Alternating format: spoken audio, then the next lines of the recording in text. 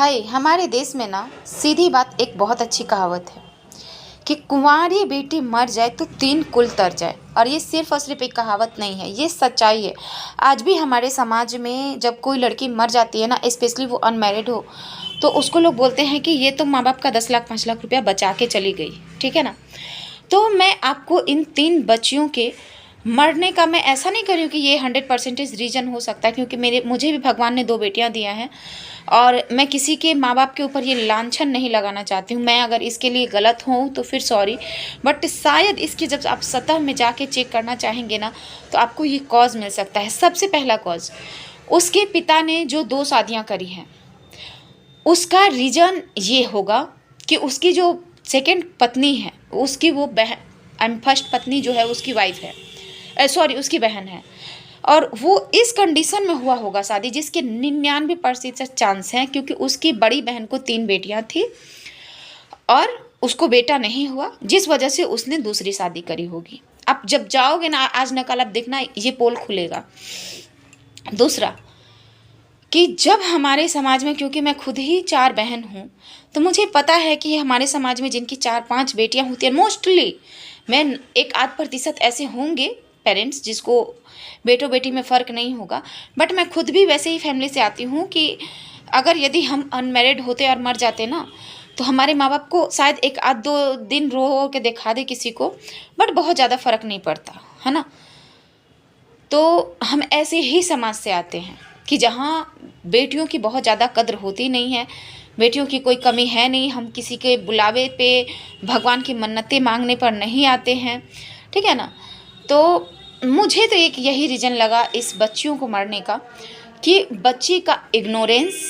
उसके साथ में कुछ तो बुरा हो रहा था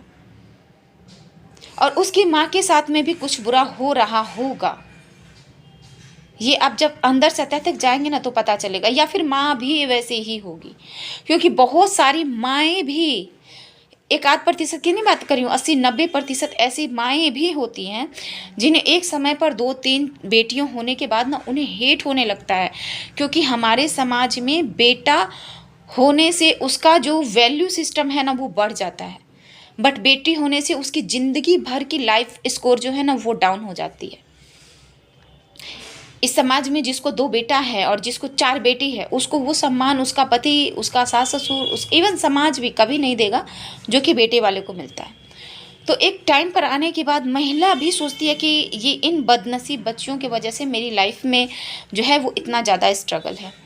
तो मुझे तो एक यही कॉज लगता है। गेम वेम का चक्कर मुझे ज़्यादा लग नहीं रहा है, पर अब भगवान जाने उनके पेरेंट्स को अगर यदि मेरी इस बात से हर्ट हुई हो तो सॉरी, क्योंकि उसके पिता के बातों में भी मुझे ना जो थोड़ा सा भी ना एक होता है ना कि उनकी मम्मी का तो मैं इंटरव्यू वगैरह नहीं देखी हूँ,